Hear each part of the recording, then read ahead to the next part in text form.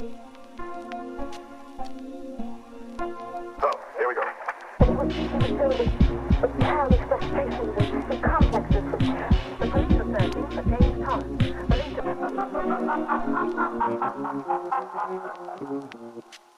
Hello. You're listening to Midnight Movie Gang. Hi. It's 4:35 Night Movie Gang. This is like episode 34 PM, by the way. PM. Yeah.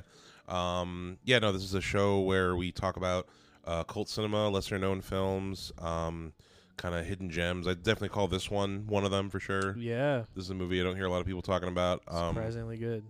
We'll get into it. I'm LC, your host, and I'm here with my buddy Joseph. Hello.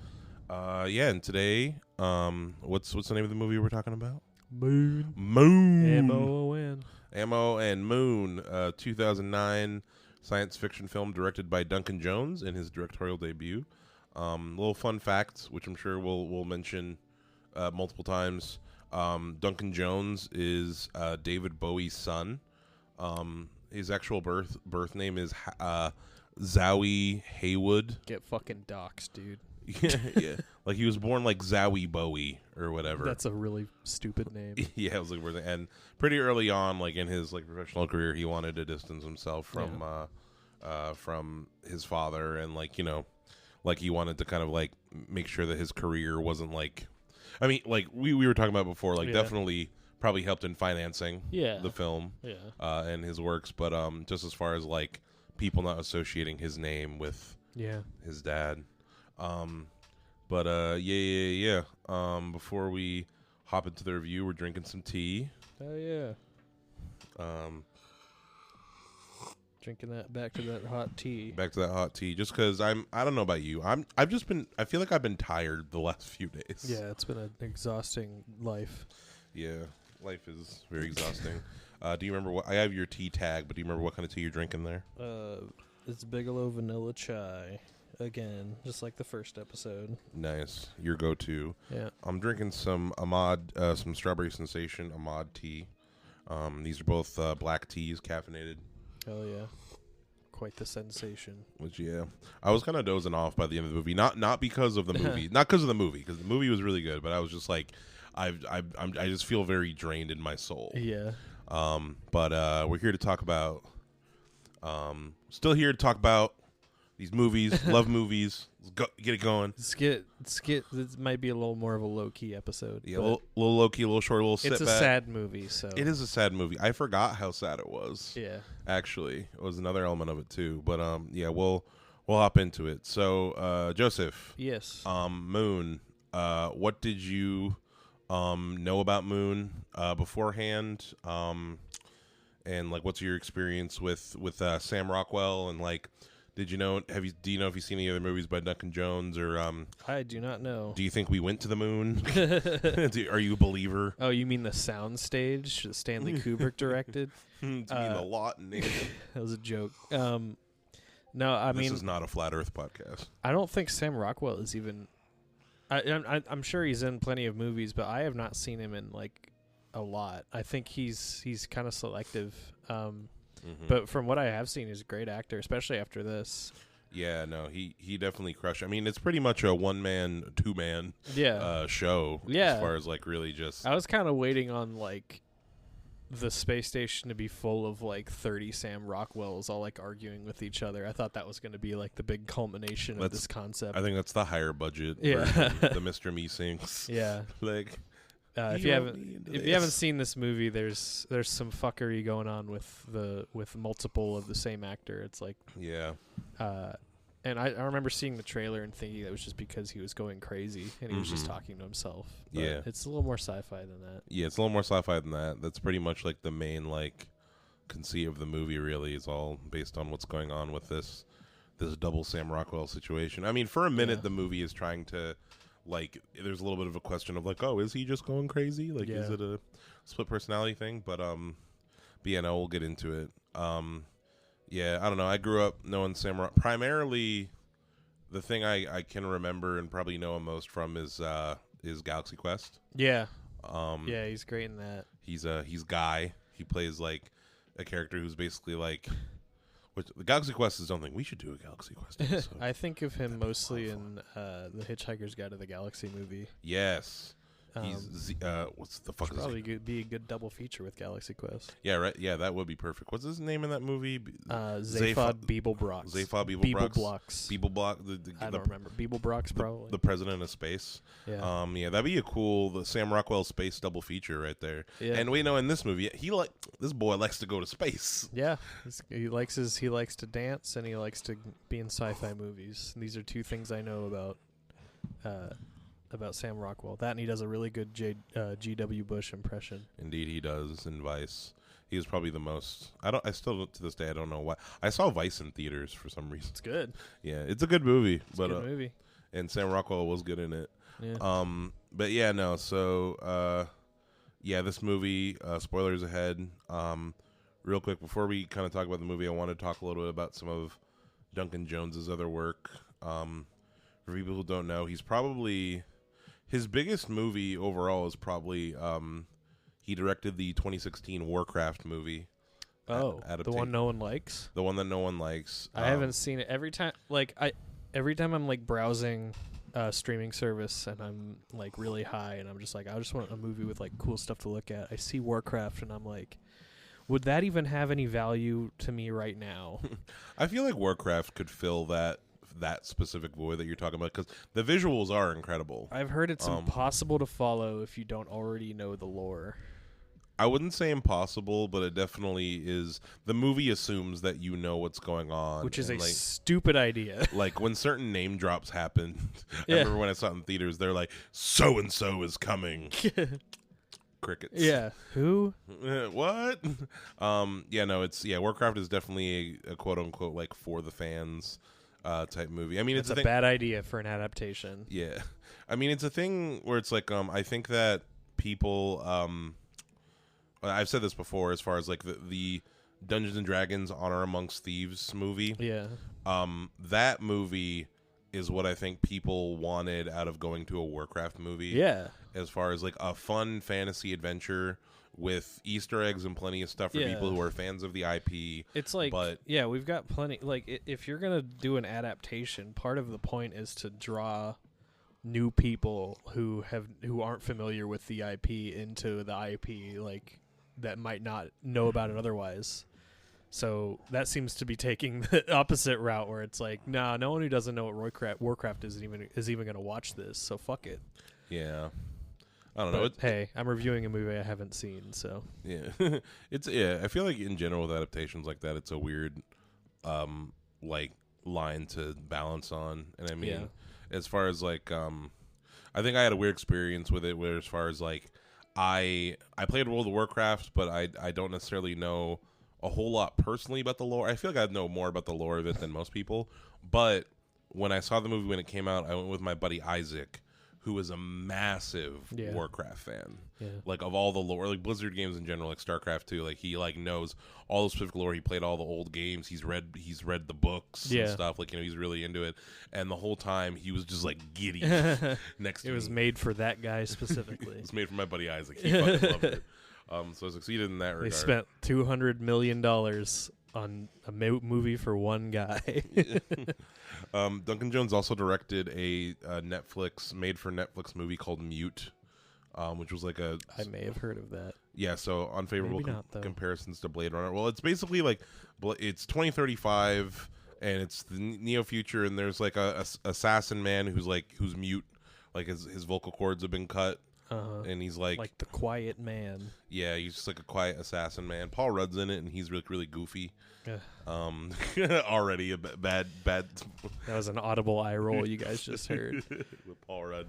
Paul Rudd plays Paul Rudd. Yeah, I heard it got neutral reviews, but that was the most recent. Bummer. That was the most recent. You'd think this guy would make like really good movies over and over again. Yeah. He directed Source Code, which came out in 2011. Did you see Source Code? I heard of it, I think. It's the one where like Jake Gyllenhaal's on a train and there's a bomb on the train and he has to find the bomb, but like when it goes off, time resets. Oh. And it's like it's like Edge of Tomorrow, Groundhog Day. Yeah, other time loop properties. It's very much in that realm of like it's a time loop, like gotta find the bomb on the train or else time will loop type deal. and it got good reviews when it came out. I haven't seen it in a while, but I just don't like Jake Gyllenhaal's face, so that's probably why I haven't reviewed it. But we're talking about Moon.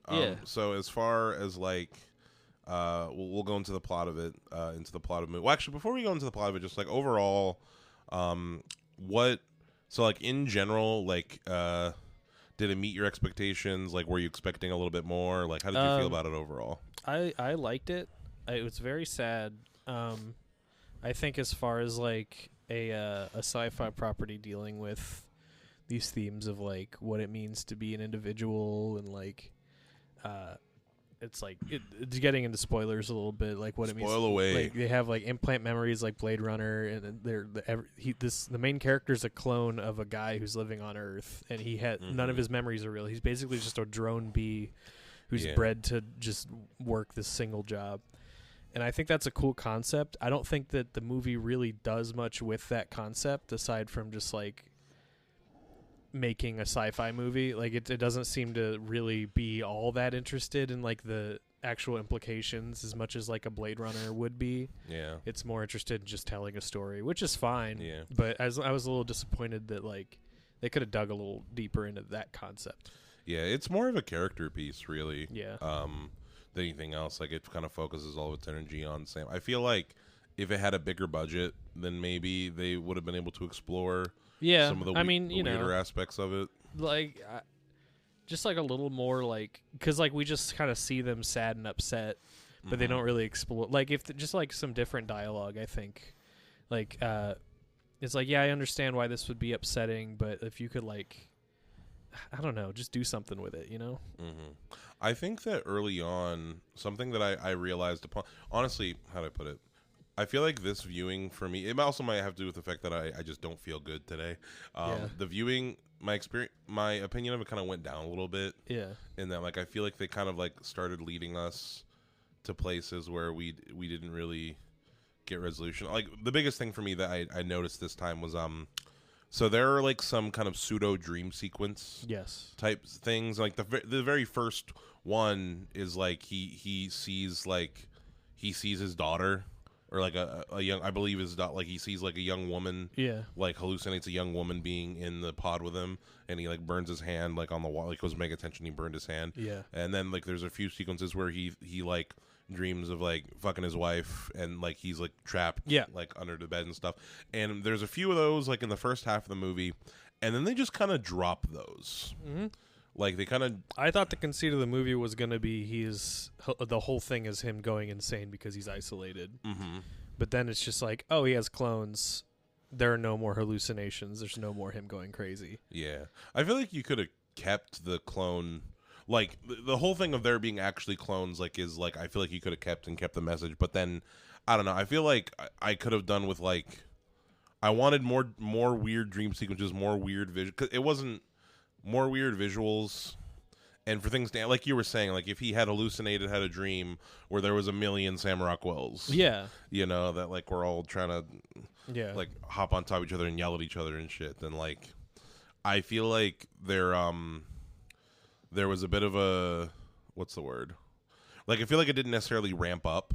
Yeah. You know, like, I feel like at a certain point. Yeah, it kind of, it drops like a lot of that introspective shit. As soon as there's another Sam Rockwell, it's more focused on telling a sci-fi story. Yeah. Like, it's more focused on, like, the nuts and bolts of this than it is on, like, the sort of, like, high-minded, like, psychological aspect. Yeah. So it's just like, this makes him sad. Indeed, yeah. It's like there's no like horrifying existential crisis that you would probably have in this situation. Yeah, they could have delved deeper into like how much it messed with his mind. I guess. Because it's already an R-rated drama about this guy in this situation. It feels like it was just a little bit ill-equipped to do. Like, and it sounds like I don't like the movie. I really do. I like the just movie like too. My main criticism of it. Yeah, probably my main criticism too, because there's a whole lot about this movie that's great. Which, I like it a lot. Yeah, we'll get into the from the production design to exactly. So let's get into the plot. So yeah, there's a little intro kind of explaining that like there's this company called Lunar Industries. LI. Whale and Yutani stand in. And basically they get So like we get all of our power on Earth from shipments of basically the premise, the sci-fi pill you got to swallow. Of the main one is like like the sun is basically like cooking up like. It deposits a lot of energy into the rocks of the moon. And we can somehow extract that energy out of the rocks of the moon and send it to Earth. Exactly, yeah. Helium-3, they call it in the movie. Yeah. And basically, yeah, so... And on the moon, there's like a base and like a mining system that is basically monitored and like facilitated by one guy. Yeah. By one person stationed on the moon at the beginning of the movie that we think of. And it's Sam Rockwell who plays Sam Bell in this movie. So Sam. Yeah. You said this role was written for him. Yeah, it was very specifically written for him. Yeah. 100%. Like it's very. It does just feel like you are watching like a real guy. Because he's doing both. Like he's playing both a guy who's been here for 3 years and a guy who's like just got here. Exactly. And like you can see the difference in like because one guy has been like has settled into this place and is just ready to go home and he's all like super casual and formal, and the other guy is an astronaut who's just like here to like logically and try to like deal with it. And they both deal with this situation that they're presented with differently, and that's an interesting part. Yeah, no, the performances for both like we'll get into it when it's more, especially when we get to like introducing the second Sam, but like at a point both versions of this character that we get in this movie, just the way they move in the environment is different. Like the way they kind of hold them, like you can tell it's a difference of 3 years of the same shit every day. Yeah, no, and it's really cool.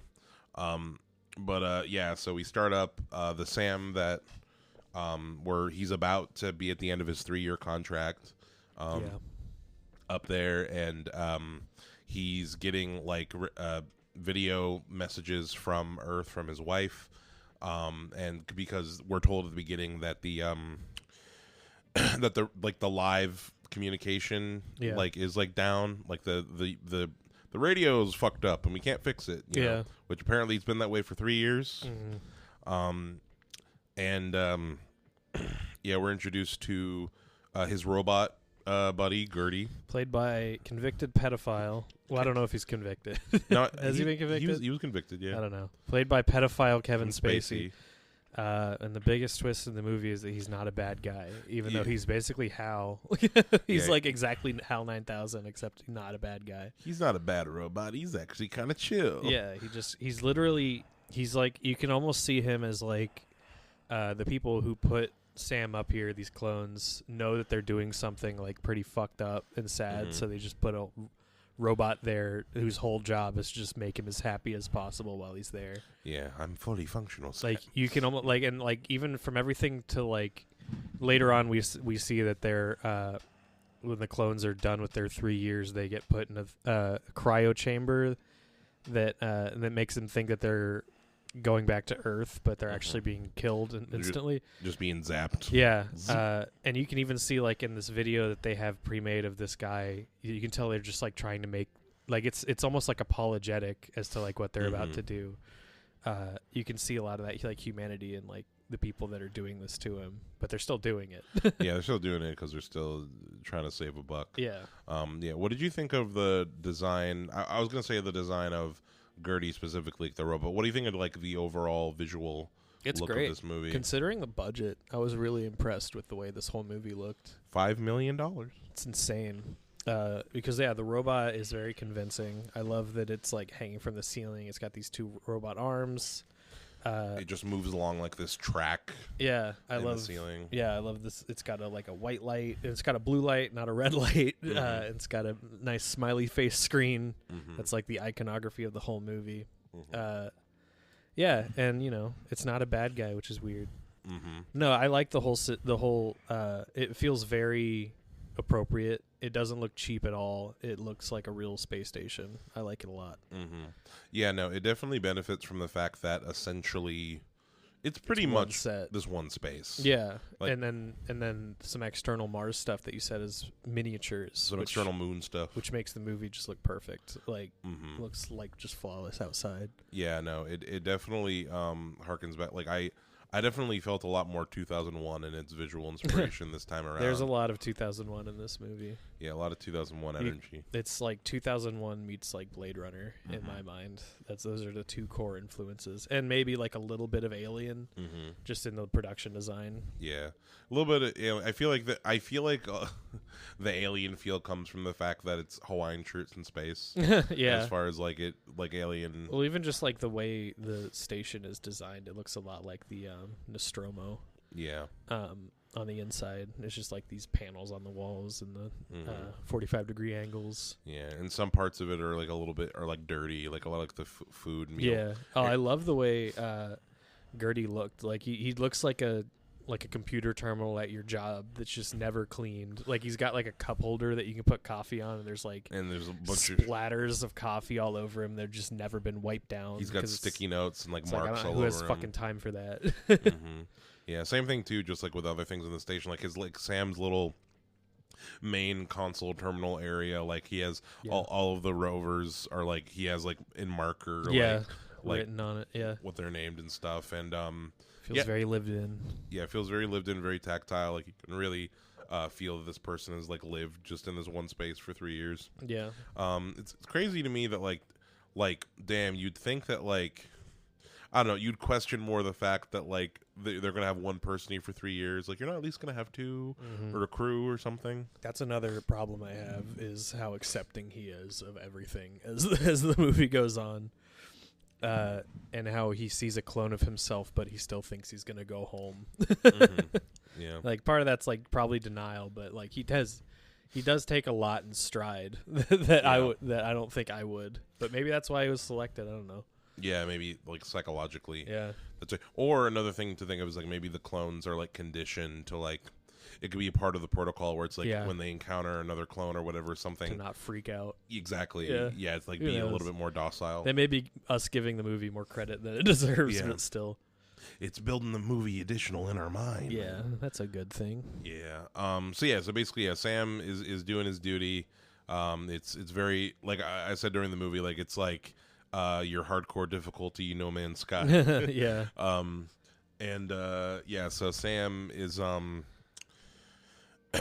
so he gets into a crash, the first Sam that we encounter, and then we wake up. At first, we're supposed to think that this new Sam that wakes up is the Sam that we have known for the first 5 minutes. Yeah. But I mean, one of the first things, like I don't know if you noticed the fact that like he didn't have the burn on his hand. Yeah, I didn't notice that.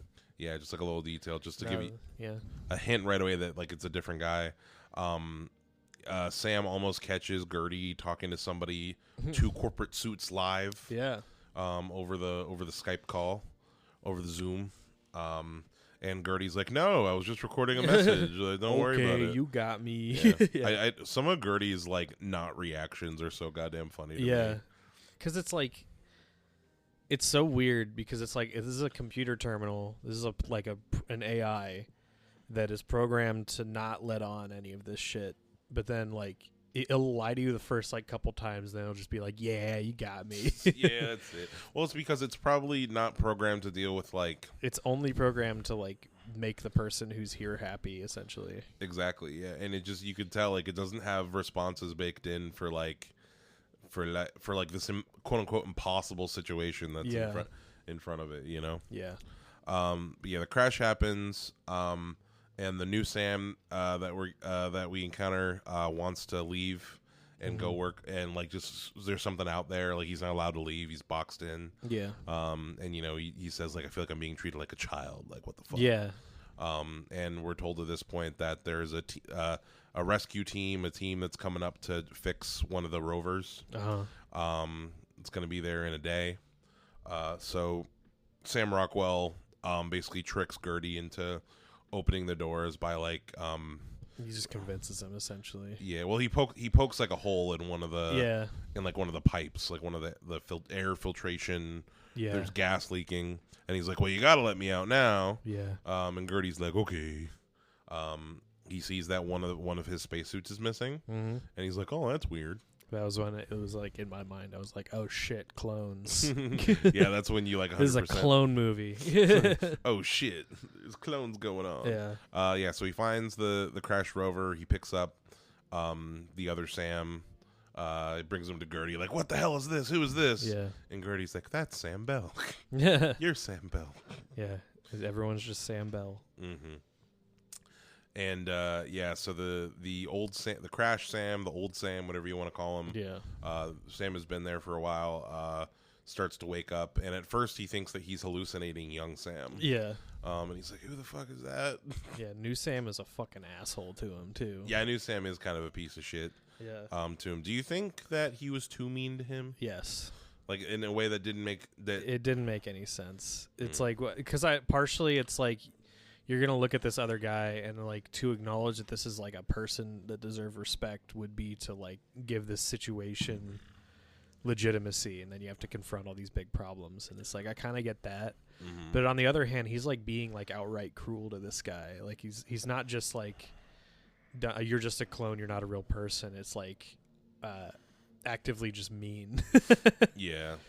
And then it also doesn't make sense that this guy is being so cruel to other Sam, and Sam 1 is just so chill with the situation, just wants to like say hi to this guy. Mm-hmm.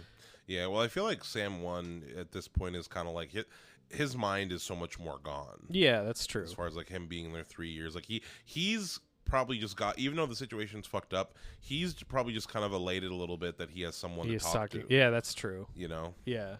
Like he first thing he's like, you want to shake my hand? And then we're joking during the movie, you want to jack me off?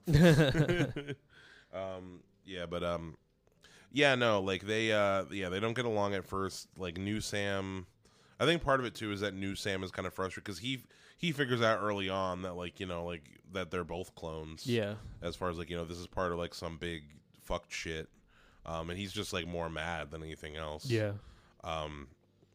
And and like there were hints early on as far as like them not being the first when like Sam has a model of like I believe it's his hometown. Yeah. That he's like working on. That apparently a series of Sams have been working on. Yeah. That like the next Sam just takes it up and starts doing it. And New Sam remarks like, how long have you been working on that? Like, someone started it before you were here. And the middle of the movie is kind of just them trying to get along. Yeah. Slash like odd couple. Well, odd couple. There's a funny scene where they're playing ping pong.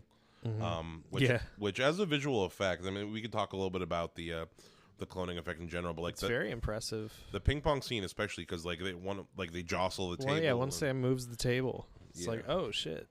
What do you think about the VFX as far as the cloning? Like, were there? I didn't see any issues at all. Really, I'm sure if I watched it on like an IMAX screen, I'd be able to see something. But no, it looked pretty perfect. Like the effects in this movie are super impressive, especially for the budget. Yeah, no, it's used the effects are used very very effectively, very efficiently. Yeah.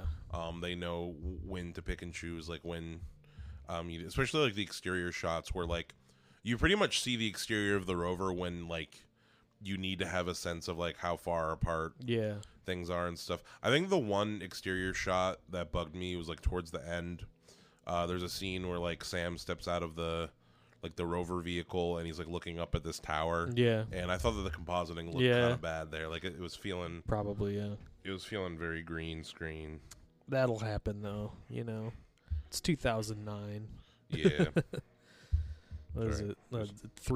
The Watchmen movie had just come out, I guess. I don't know. Yeah. But yeah, no, like that one shot was one that I took issue with. Yeah. But aside from that, it all looked pretty great. So they trying to remember the order of what happened. Yeah, so like not much, like there's a lot of, I feel like this movie almost could have functioned a bit better as like it's very short. Yeah. Like it's an hour and a half, but they don't really they kind of run out of like you said, like either they could have like explored more of the existentialism of it. Yeah. Or it could have functioned better as like a short film. Yeah, it feels like its focus. And also I noticed Sam doesn't really have a character arc. What do you mean? Like he's the same guy at the end as he is at the beginning. Like what does he learn? That he's being fucked by space animals. Yeah, I guess. Yeah, he just learns the plot of the movie, but like I mean he dies, but like I guess Sam 2 has an arc. You mean new Sam? Yeah. Or younger Sam? Yeah. Yeah. Like in that he just becomes a little more accepting of the situation, and I don't know. Maybe I missed it, but there's no real noticeable arc. I mean, by the end, they're both kind of ready to. I mean, I guess that's just accepting their situation. Yeah. Old Sam accepts his mortality. Yeah. Oh, that's another aspect that I think we should talk about is like the fact that these the clones. So you said that your theory is like that the amount of radiation is what's killing them. Yeah. Like I think that it's a Blade Runner type situation. Yeah. Where, like, but either works. Yeah, either works. They're basically Old Sam is dying. Like he's coughing up blood. You just die at a certain point if you're a clone. Like, yeah. Like just to be replaced. Yeah. He just get used up. Yeah, he looks like shit. His teeth are falling out, all of the fly. Yeah. I thought the makeup was pretty solid as far as like he did look sick. like him looking bad. And like, his injuries, they get injured a lot. Both of them. They they beat each other up and they have a fight. There's a clone on clone fight. There was some little parts in that clone on clone fight where I could see like some of the far shots where like someone's head is turned. I'm like, that's not the best. Sam Rockwell's Wait head. a second, that's a stunt guy. Yeah.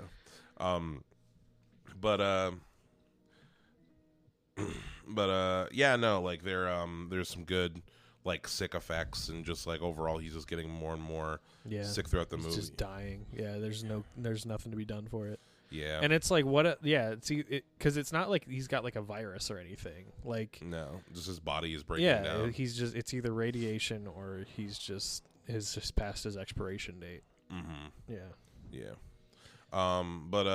Basically at the end this quote unquote rescue crew is coming to basically just to get rid of evidence. Yeah. Like to kill the clones that need to be killed and get rid of evidence.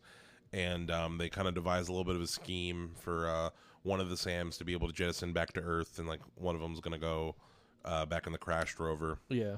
So in the end, we're really I mean, they find the secret room. It's a simple movie. Yeah, they find the secret room with like just a fuck ton of like other Sams. Yep.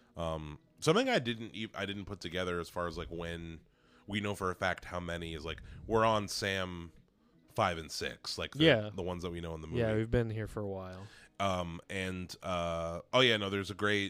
There's a little moment where one of the Sams gets to like have a Skype call with his daughter, who is like now 15 years old. Like he thought she was a baby. Yeah. Or like his original, and you hear the voice of the OG Sam, like in the background, like honey, who's on the phone? Yeah. Type of deal. And now that's a terrifying and like you can see that it's like. It like really gets to him when he's on the phone, and then that's just kind of never dealt with. Like he just kind of just accepts like, well, I guess I was just born to die. Yeah, and then he just dies. I don't know. Yeah, I guess he kind of sacrificed himself. Like he realized it's a waste of time to like put him in a pod and send him to Earth.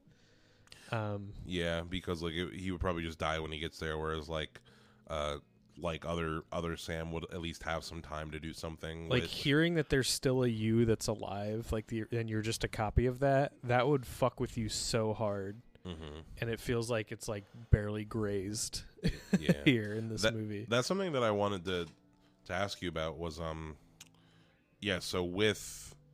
do you think that the original Sam knew about this situation? Like do you think he consented to like being cloned and stuff? Yeah, probably. Maybe. Maybe without even like fully understanding like the implications of what it is. Maybe it's just like, yeah, we're just gonna use you and we'll pay you for all the work that your clones do. Damn, sounds like a deal to me. Yeah, hell yeah. Hell yeah, brother. I don't know. There's some big Clone Wars energy, like Jango Fett being cloned. Yeah, that was this. It was the because it kind of makes more sense that he would do that than agree to go live on the moon for 3 years while his baby grows up. Yeah, true. That makes sense. Yeah, pretty long tenure for like having a whole ass family back. It's crazy. Yeah. Yeah. What was I gonna say? Oh yeah, no, and then we find out like in a little bit of there's like some newscaster audio at the end as Sam is jettisoning Earth, basically talking about like the Clone 6 of Sam has been giving us information about the fucked up practices of lunar industries. Yeah, so there's people talking about it, and then the very last line is like a Rush Limbaugh or like Glenn Beck on his radio program. He's a liar. He's probably an immigrant. Next caller. Yep. Type deal. So nothing changes. Things never change. Is what I took away from it. Is the it's probably just it's probably just going to keep going on the moon. Yeah, I feel like if this was a newer movie, it'd delve into that more as far as like, because that made me think about almost you've seen Sorry to Bother You, right? Yeah, I love that movie. Yeah, as far as like the no one giving a shit about the horse people. Yeah, that's the thing. I think that the true ending of this movie, especially if it came out now, is everyone finds out about this horrible, unethical practice on the moon. And it just goes on forever. and then because like, what the fuck are we gonna do? Yep, and then no one it's can on do the anything moon. about it. Yeah, Who gives a fuck? Indeed. Yeah, that is how it will go.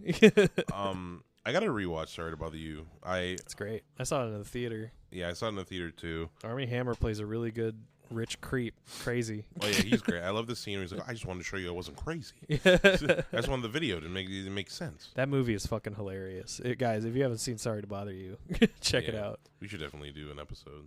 But yeah, no. So I wanted to ask, with this movie, if they were to do like a modern remake, redesign, A24's Moon. Yeah. We talked about it while we were watching, but who are some actors who you think would do a good job at being doubling themselves? My top pick was Charlie Day. Mm-hmm. Not just because Sam Rockwell looks like him a lot in this movie. And he got a lot of his wardrobe reminded me of him. If you watch the movie, you'll see what I mean. It reminded me of him in It's Always Sunny. But I also think I'd like to see Charlie Day. I'd like to see him because I liked him in Pacific Rim. I'd like to see him do something more dramatic because I think that the whole cast of that show is capable. I just saw Blackberry with Glenn Howerton. And I wasn't expecting to like it, but I liked it a lot because Glenn Howerton's just such a great actor. That's the one with Jay Baruchel too, right? I think so. Yeah. Yeah, it is. No, and that movie was great. I've heard that. And I wasn't expecting to like a product movie. So yeah, I'd like to see that whole cast get more dramatic roles.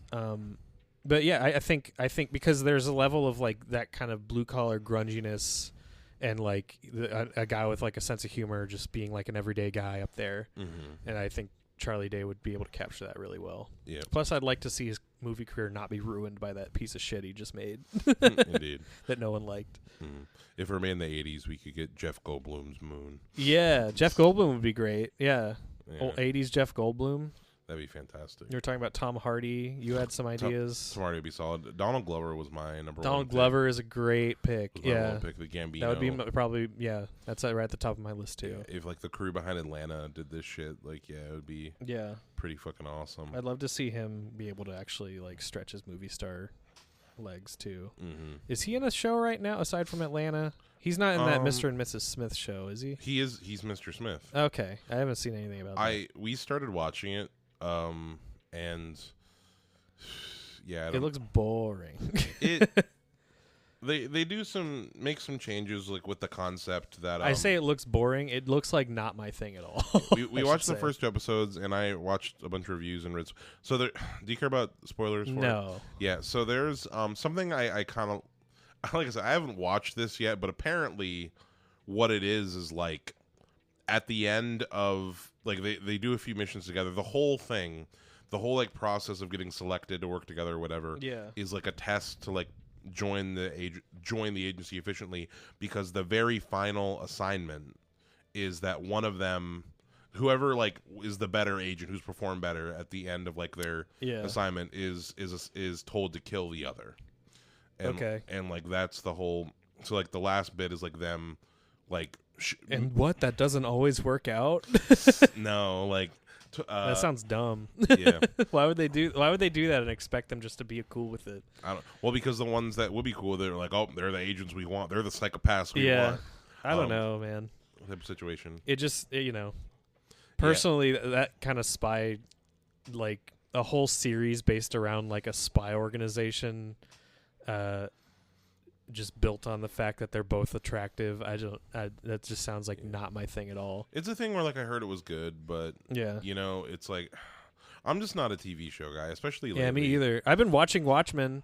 I know I'm late to the party, but it's great. Mm-hmm. It's just taking me like 2 months to get through it because I just don't put aside a lot of time to watch TV. Yeah, because it's just still a thing. It just eats up a lot of time, you know. Yeah, movies I can just do in one sitting. And yeah, exactly. The whole experience. Yeah, I know the whole deal. Exactly. Yeah. So with Moon, props. I know my prop. You know your prop. Yeah. What are your, there are a few good options. What's your prop? I want that rover. Oh, that's a good one. I want that little RC rover. I want to roll it around in slow motion. Drive it around. Yeah, no, that's a good one. Yeah. I think I might want. Fuck. At first, I was saying like his sunglasses, but they're good. They're just aviators. Yeah, they are just aviators, though. I was gonna say probably. I want the Gertie console. Like I want it like in my wall or like hanging from the ceiling. Yeah, and like you can like rotate it around. Yeah, and it can like talk to you. It's probably a real LCD screen. Probably. Yeah. The only unfortunate thing is that it'd be voiced by Kevin Spacey. It's got the voice built in. Yeah. How is he not the fucking bad guy of this movie? They like telegraphed it, so they cast Kevin Spacey, and they even like there's references to 2001, and like I don't know, man. Mm-hmm. That's like that's a giant twist. Yeah, Matt Berry was one of the corporate guys. That's well, crazy. like we see the corporate guys, and they're sitting on the other end of a boardroom table, like yeah, they're really hard to see to make them look as like far away as possible. I think that was very intentional. Yeah, it's Benedict Wong and Matt Berry cool. as the corporate men. That's nuts. What a cameo. He on the moon though. Yeah. He really is up there. Yeah. Next episode we're gonna have that y'all are gonna hear is that we're doing a collab with with another podcast. Yeah. I think 2 Cents Critic. Hell yeah. I think is what it's called. We're gonna talk about. I gotta find the name of the movie real quick. The movie for people at home if you want to prepare for the next episode. For folks at home, what the fuck is it called? I gotta find it. The movie's called Midnight. Just Midnight came out in 2021, and it's like a Korean thriller mystery type deal. So yeah, if you want exciting. If you want to prepare for next, we're about to watch it in a bit. Yeah. Dinner, so it's gonna be a good. Yeah, thriller. Whatever that means. It's only an hour 43, so yeah, another short movie. Hell yeah. God, I love me a short movie. Me too. It's available on Tubi for free for people who want to watch it at home. Sponsored by Tubi. We're gonna watch it on Tubi. That'd be honestly that is the streaming service I would most want to be. We are Tubi's biggest supporters. We are half their viewer base. Tubi cast. Yo, we're not gonna change it, but it would be. I would listen to a podcast where like the whole thing is like they only watch things that are available on Tubi. Oh man, you'd wade through a lot of asylum garbage.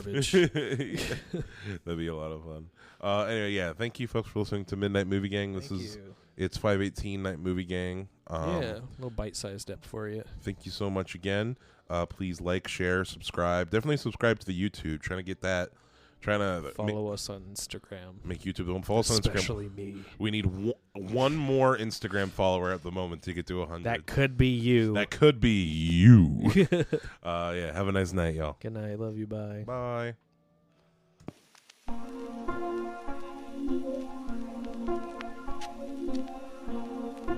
So, here we go.